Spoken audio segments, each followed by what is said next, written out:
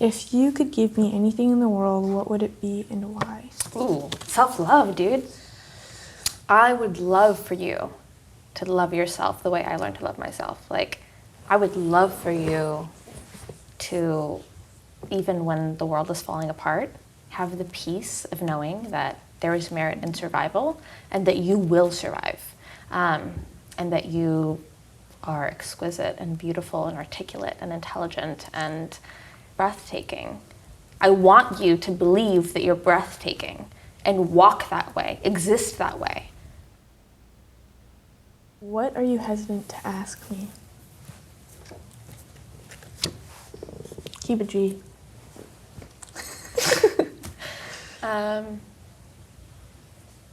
One thing you know about me is like how important being Muslim is to me.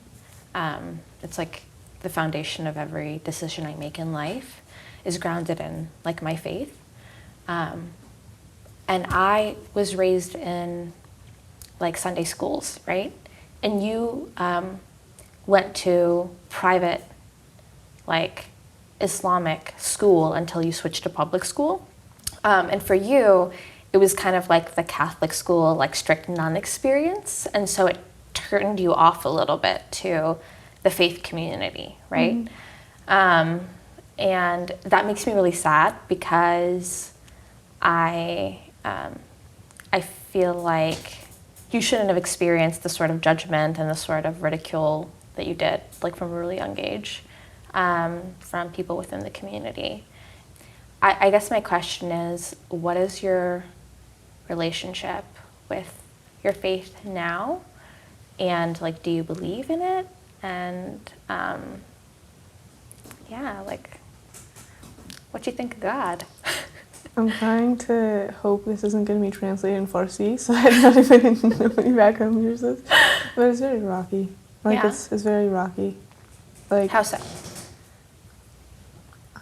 I don't know. I look at it and it makes sense sometimes, and other times it absolutely does not make sense. So you're questioning it? Very much so, yeah. I've been turned off a lot. Just, maybe it's the people, but it's just how, like, you know when you push a child in a certain way? Yeah, like enough? You push too hard. Yeah, they like, and I just, yeah. I can't, like, even if I think about it logically, it hurts my brain. I don't think I'm detached from it in all actuality, because I'll find myself praying sometimes, and I'll find myself talking to God, but like, just the feeling of knowing that if you reject one idea, that like you may be shunned by your entire community. And so it's more about like the people to you. It's the people that follow the faith rather than the faith itself. Sometimes it's the faith. It's just because when I ask the questions. But also you're asking people that like aren't scholars, you know? Like I'm not a scholar. You ask me questions sometimes and I have no idea. Yeah. So it also like sucked because I didn't feel like I was able to question anything. Because if I wasn't able to question anything. Like if I'd ask a question, or if I'd be confused about something, or if I just didn't feel like something was right, I'd get turned down and I'd just get kind of like brushed off to the side. Would you be willing to like go and ask your questions that you have like to someone who is knowledgeable about it? One-on-one, yeah, not in a group setting. Not in a group setting? Yeah. Ooh.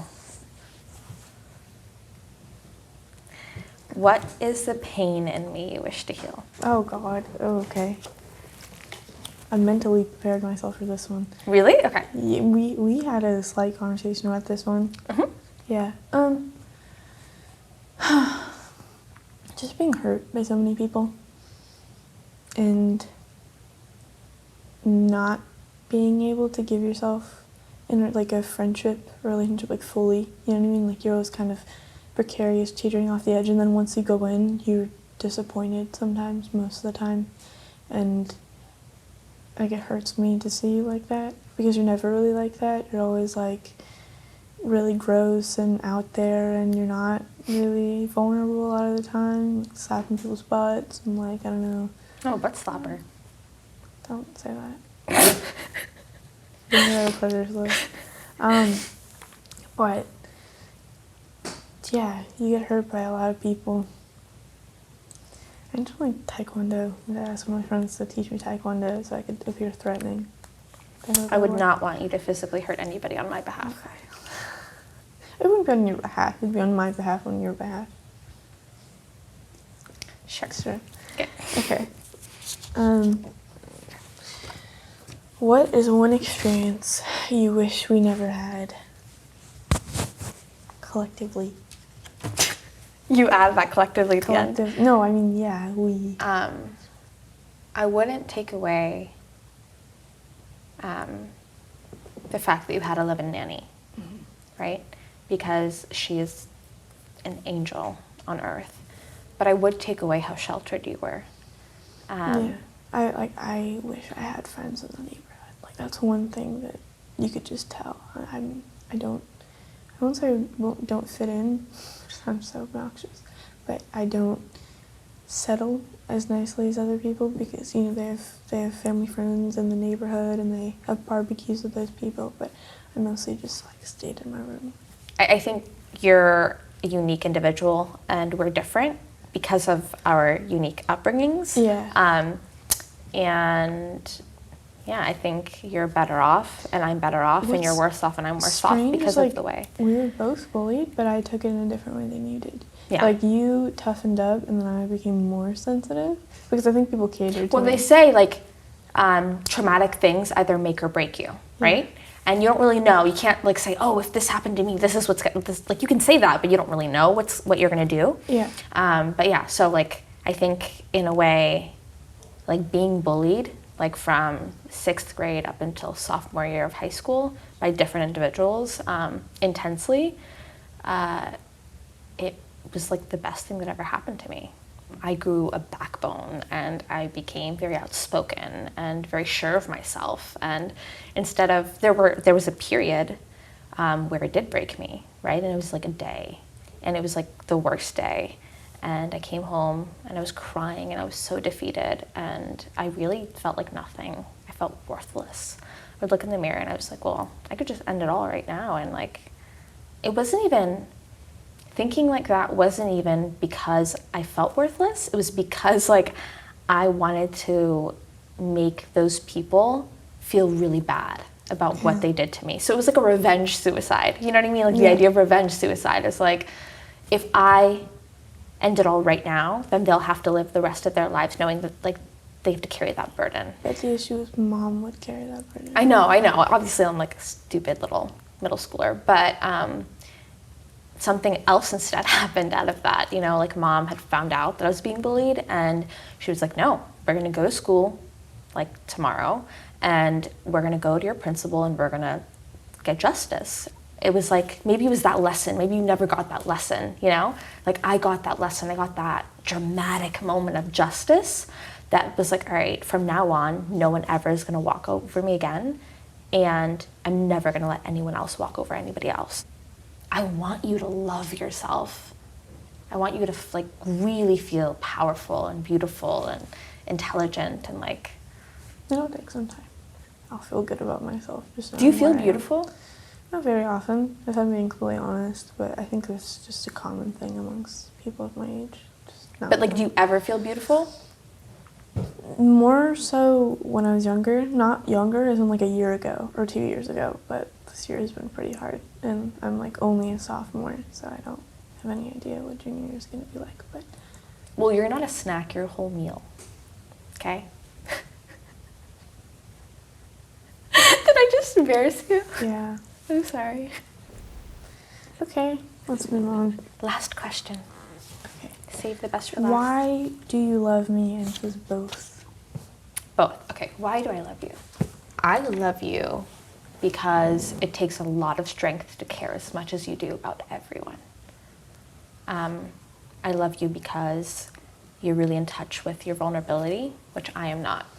I love you because you are the most polite human being I've ever met in my life. You apologize for existing.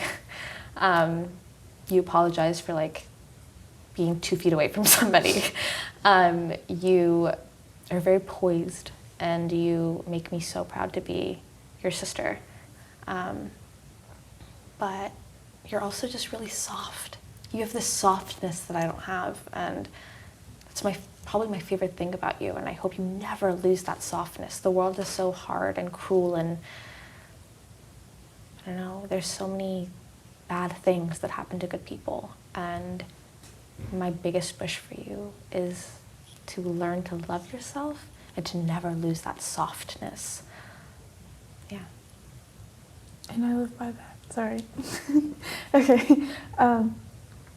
I was waiting, but for you, I think I love you so much. Not only because we're family, but because you make everybody else family. You're just like, I don't know, you know, like those people that you feel comfortable asking to take pictures of you? Like, you know, you just like see someone and you're like, oh, okay, like, let me go Can we ask. take your guys' picture? Yeah. You're one of those people, and I feel like you'll always be one of those people, and I don't think you're the type of person to change in that aspect. I just think you're a really, really, really good person. You're a good role model. Thanks, sissy miss. I love you. Oh, you do.